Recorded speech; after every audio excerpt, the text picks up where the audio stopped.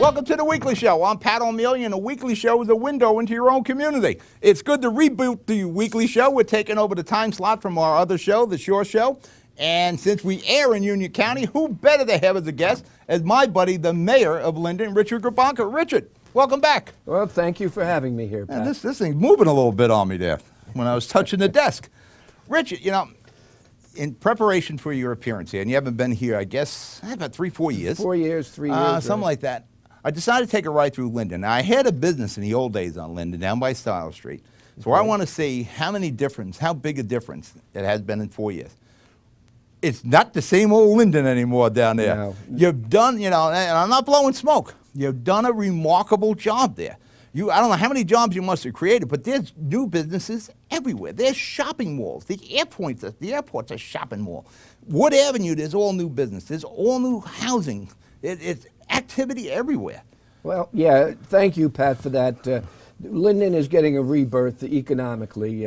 As you know, the old Linden of the General Motors, the DuPonts, the Cyanomids, the Tencos, the Gordon's Gin, they're all gone now. And now we're getting a rebirth with shopping centers and industrial parks. And I'm very excited about it because it's been rough the last 5 years or so with the economic downturn. Well, isn't that when you became the mayor, basically?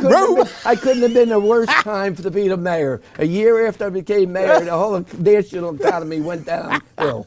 But we're rebounding now. Now, I'm a Jersey City guy. The studio's here in Jersey City. I do a show called The Jersey City Show. There are so many parallels between Jersey City and Linden. But really, if I want to compare Linden, I would go more to North Bergen on how you develop and how you keep industrial into one section, residential to the other. And it's amazing how much of a boom you got going on.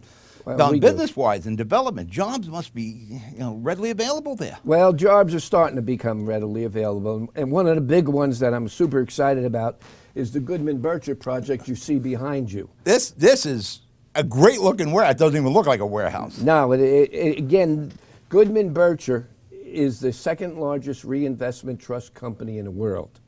And they decided that they want to break into the North American market. And the reason they want to break into the North American market is because of the raising of the Bayonne Bridge and the widening of the Panama Canal. We're at an ideal location, 3 miles from Port Newark, Elizabeth, New Jersey Turnpike, Garden State Parkway, Route 1 and 9.